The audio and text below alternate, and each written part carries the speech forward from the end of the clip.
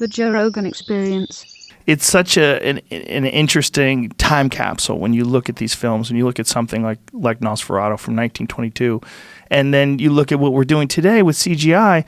In a lot of ways, I mean, I'm not a fan of CGI. I'm not a fan of it in terms of like for monsters. It just seems, everything seems fake. The suspension of disbelief is higher than if I'm like, what you did with American Werewolf in London, one of the more brilliant things about it was the special effects and the makeup were fantastic, but there were these really quick scenes. It was like you saw it for a second and it was burned into your eyes, and then it vanished. Yeah, well, what John Landis said to me is that I'm never going to really show the werewolf for more than a couple seconds, and I hardly even want to show it then, you know. Right. And what was great about Werewolf, working on that film with John Landis, was he, you know, said, "You're the expert. I want a four-legged hound from hell. I wanted to make a biped werewolf." You know, we argued about it, and it was basically, you know, he wins. He's the director, you know, but he says, "Four-legged hound from hell, make it." And I did. I mean, the first sculpture was what the final thing became. Same with everything in it, the Nazi demons, all that stuff. You know, cut to, you know, like when I did the Wolfman. I mean, it did thousands of designs, and you know, all these producers are going, well, maybe if you do one between this and that, and do one between this and that, and or maybe this pore should be over here, you know, and that kind of stuff just is so soul sucking, you know. Yeah. And it's one of the reasons I retired, you know. But to this day, I mean, like on the cover of my book is the sculpture from of one of the Nazi demons from American Werewolf. And a number of people said this is like one of the greatest designs ever, you know, and this kind of stuff. And it's people who are production designers and stuff. And it's pure Rick Baker without interference, right. You know, and that's what I thought the industry would be, you know. Right. Which it isn't for the most part, you know. Well, it's just everybody wants to. It's the same with comedy. It's the same with. It seems like it's the same with everything. Everybody wants to put their greasy little fingerprints on it and say that's the reason why his nose is like that was me. Yeah. I told Rick Baker, you don't know what you're doing. Yeah. You got to make the nose wider. Yeah. No, I know. Yeah. That's ugh. And it's, you know, it's watered down the designs. You know, like I said, it's soul sucking. I mean, and when you know, sculptures take a long time, and you know, we sculpt every pore and every wrinkle and everything. You know, I have like magnifying glasses I wear when I'm doing this. And after you spend, you know, hours and sleepless nights doing it, and then some guy who doesn't know what he's talking about comes in and says, "Well, you know, why don't you do this?" You know. Well, they're disturbing your artistic vision. It's I mean, when someone contributes money and they're the ones who get to decide whether things get made or not made, you know, just they think they're artistic as well. Yeah. It becomes a disaster. And it's the thing, you know, I mean, when you see a movie or a TV show now, there's 47 producers on everything. You know, it used to be they were show people. And there was a guy, you know, for example, on Gremlins 2, Mike Fennell, who was the producer, who came from Roger Corman School of Filmmaking, you know, so he really checks every penny. And but he was a guy I could go to, and he would look at everything and go, why are you buying this? And you'd explain it to him, and he'd go, okay, that makes sense. And there'd be a person you could talk to and you could get an answer from. Now there's, like I said, 47 producers, and nobody will commit to anything, you know. And it drove me crazy. And you know, I mean, I did makeup because I loved it, and I feel so fortunate that my hobby became my profession, and I did well and got awards for it and stuff, and for something I would do for free, you know. But it got to the point where I was just becoming a bitter old man because of all this, and I just said, I have to retire, and I want to make things for myself.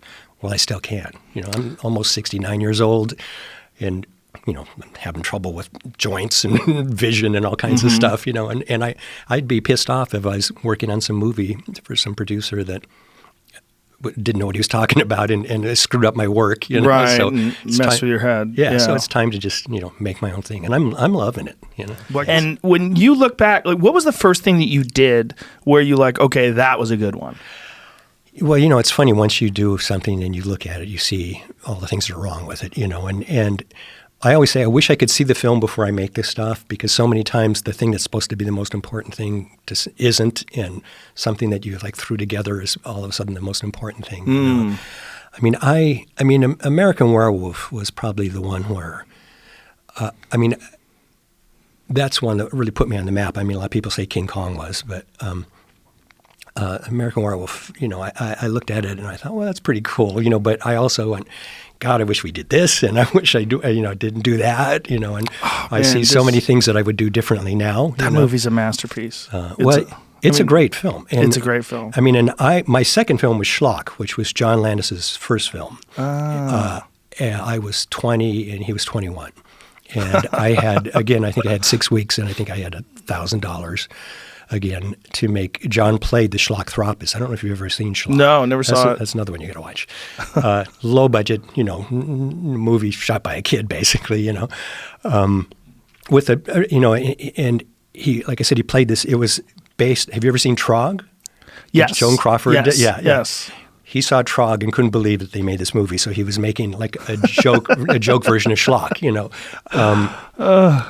and he wanted to play this ape-man character, and it's like, well, okay, but you're going to be the director too, so he had to be on set at 6 a.m, whether Schlock worked or not, all made up, and it was shot in 3 weeks, and John and I were going on 2 hours sleep a night. I would make him up. We were out in Agoura.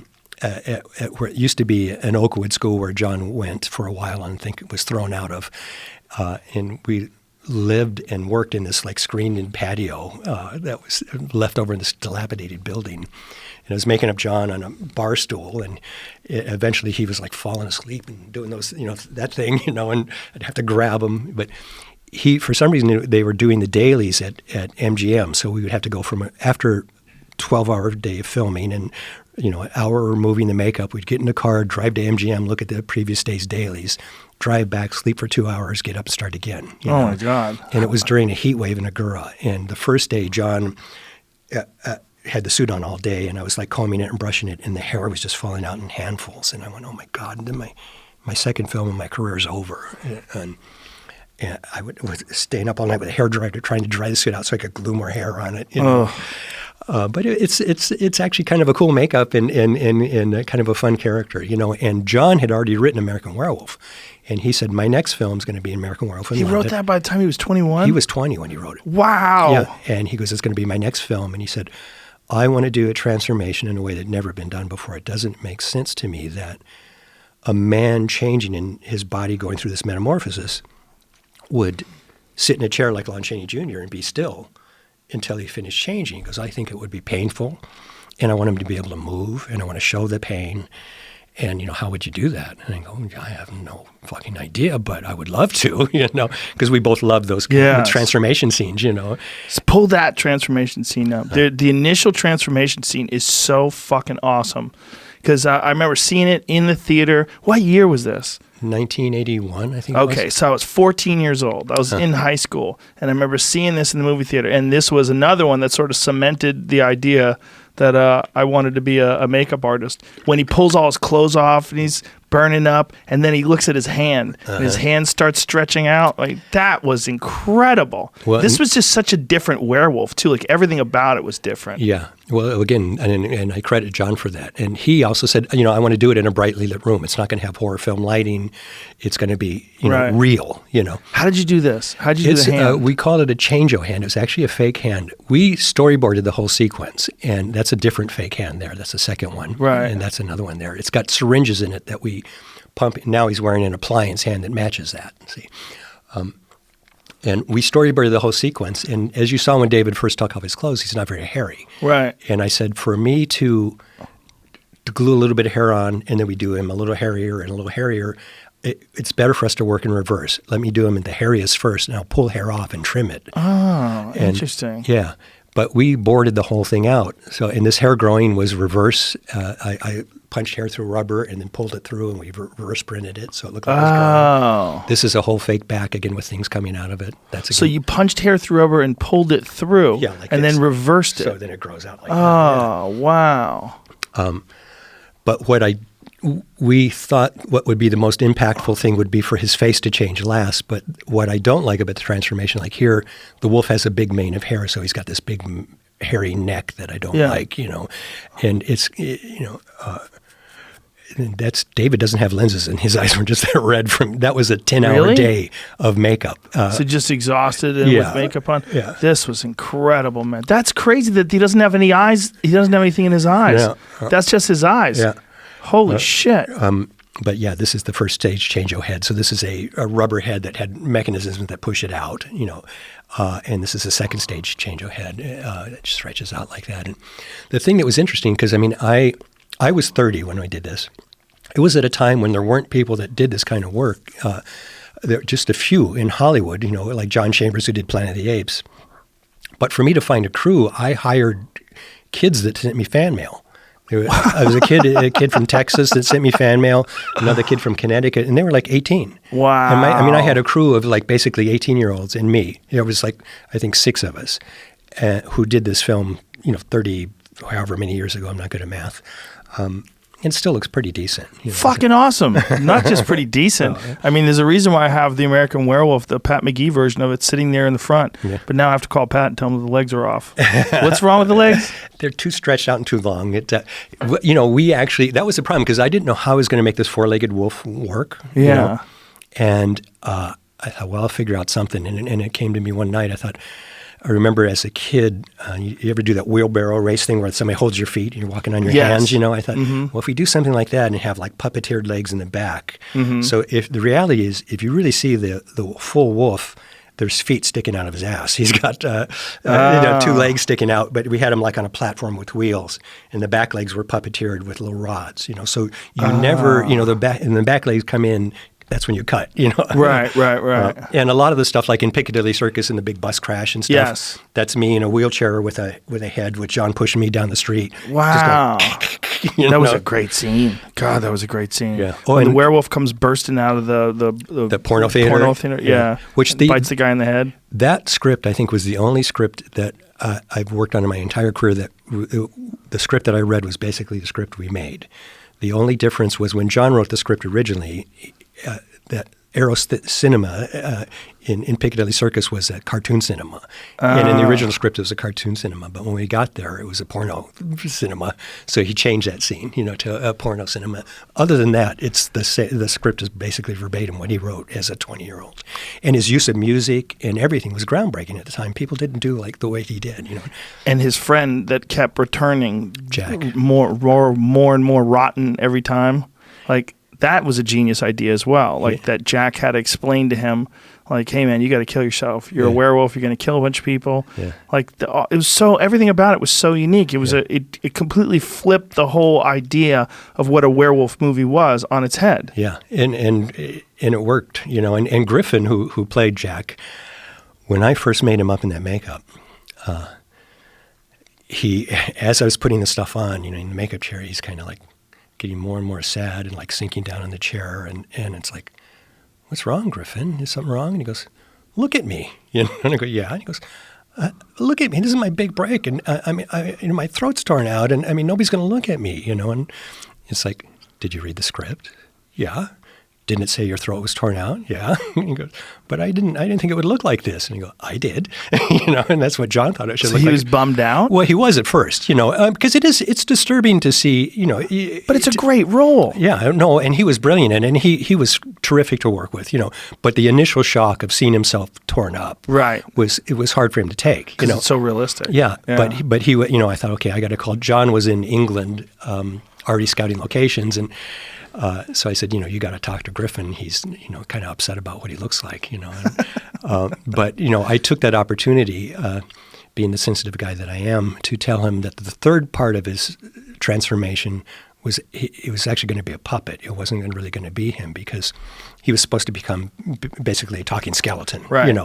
And the makeup process is an additive process, and he would have to be a huge skull to look right, and he wasn't too happy about that either. But I said, but I want you to operate the mouth, because you're doing the lips sync, you're doing the voice, and you so he operated the puppet. But he turned out to be a great guy, and I thought he was brilliant in the film, and the whole film, The film's amazing, and it's funny too. That's one of the things that's interesting about the film. It's like, it's silly but horrific, like the violence and the explosive scenes of the werewolf ripping people apart. But then some of it is hilarious. Well, that whole sequence in the porno theater with all the dead people and all the bloody pipe. When we were filming it, I was kind of going, is this funny? Is this going to work? It was funny. Yeah. It was a welcome sort of comic relief from the graphic horror of the werewolf tearing people apart. Yeah. Yeah, and I think it's a brilliant film. It's a brilliant film, and it changed my life. I mean, I got my first Oscar for that film, and I mean, so fortunate to me that John came into my life, and this happened again because of Don Post Studios that I talked about, where they made the Halloween masks. John was a mail boy at Fox for a while. And he knew John Chambers. He would deliver mail to John Chambers, who did the Planet of the Apes makeup. And he talked to John Chambers at first about doing schlock. And John said, well, I need, $250,000. And the budget of the whole film, I think, was $30,000, So I think he just basically didn't want to deal with this hyperactive kid, And so he sent him to Don Post Studios. And Don Post, said, well, same thing. And they didn't really want to deal with this kid, and it would be way too much money, Right. But they said, there's a kid who comes in here and buys material. I used to go there to buy materials because in those days, now there are stores that sell all the supplies that you need. Right.